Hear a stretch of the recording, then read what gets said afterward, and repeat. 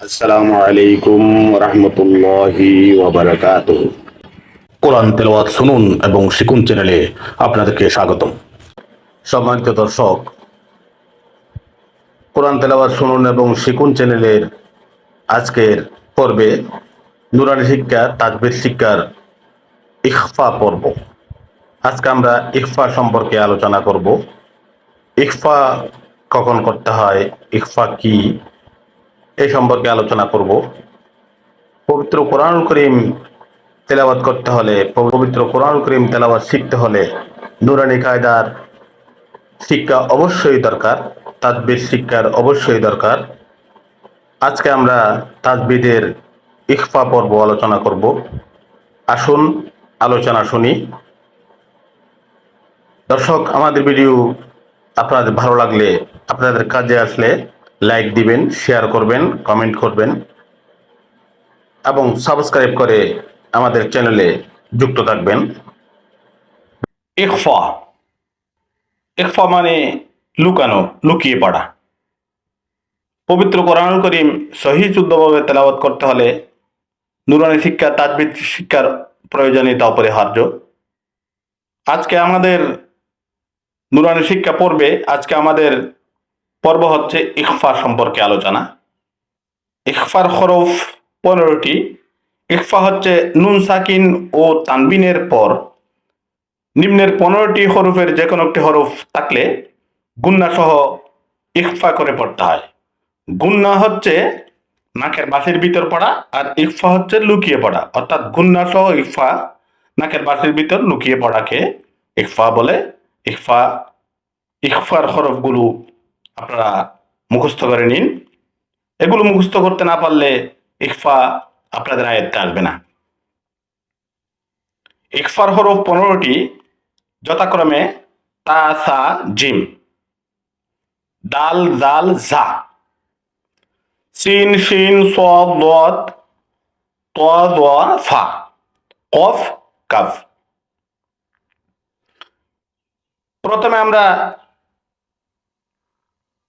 তানবিনের পরে ইখফার হরফ আসলে কিভাবে উচ্চারণ করব সেটা জেনে নিই। প্রথম লাইনে দেখুন, জান্নাতিন তাজরি। জিম নুন জবর জান, নুন আলিফ জবর না, তা দুজের তিন, জান্নাতিন। এখানে তা দুজের তিন হচ্ছে তানবিন। তানবিনের পরে ইখফার হরফ তা হচ্ছে তাজরি। এটা উচ্চারণ করতে হবে জান্নাতিন তাজরি, অর্থাৎ গুন্না সহ ইখফা। দ্বিতীয় লাইনে দেখুন, ইয়াউমাইযিন সামা, ইয়াউমাইযিন সামানিয়া, ইয়াউমাইযিন সামানিয়া। ইয়া ওয়াজিবর ইয়াউ, মিম জবর মা, হামজা জেরি, জাল দুই জে জিন, ইয়াউমাইযিন। জাল দুই জে জিন তানবিন। তানবিনের পরে ইখফার হরফ আসছে সা। এখানে উচ্চারণ করতে হবে গুন্না সহ ইখফা, যেমন ইয়াউমাইযিন সামানিয়া। নাকের বাঁশির ভিতর লুকিয়ে পড়াকে গুন্না সহ ইখফা বলে। তো আমরা গুন্না সহ ইখফা করলাম। তারপরের লাইনে দেখুন, মিন খলকিন জাদিদ, মিন খলকিন জাদিদ, মিন খলকিন।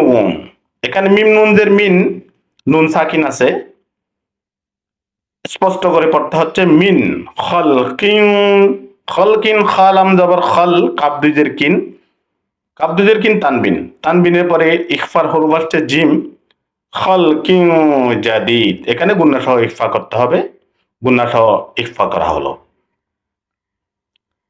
তারপরে লাইনে দেখুন, মা ইনদাফিকিন, মা ইনদাফিকিন।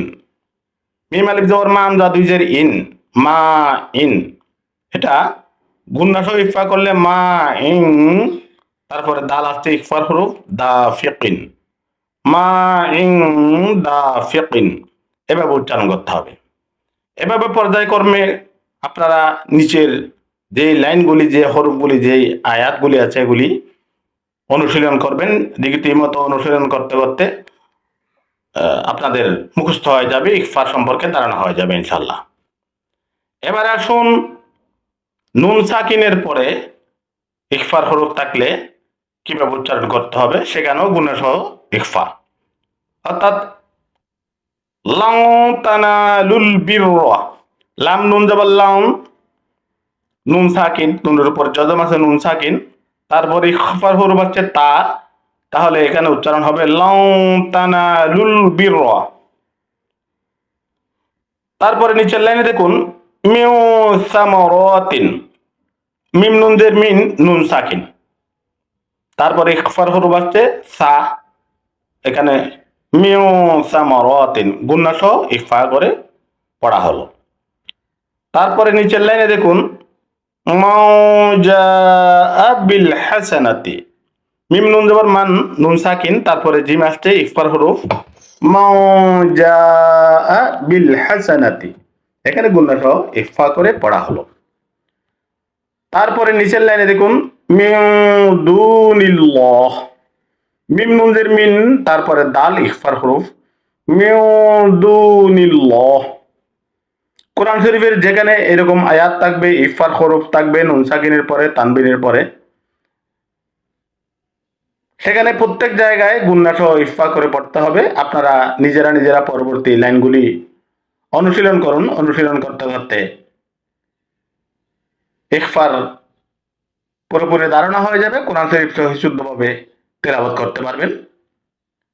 তো দর্শক, আজকে এই পর্যন্তই। পরবর্তী ভিডিওতে আপনাদের সাথে দেখা হবে কোরআন তেলাওয়াতের ভিডিও অথবা নুরানি কায়দার ভিডিও। আমরা প্রতিদিন ধারাবাহিকভাবে আমাদের কোরআন তেলাওয়াত এবং মিলাদ মাহফিল, কিয়াম, মাসালা মাসাইল, নামাজ, রোজা, হজ, যাকাত ইত্যাদি বিষয়ে, নুরানি কায়দা, তাজবির শিক্ষা বিষয়ে ভিডিও দিচ্ছি।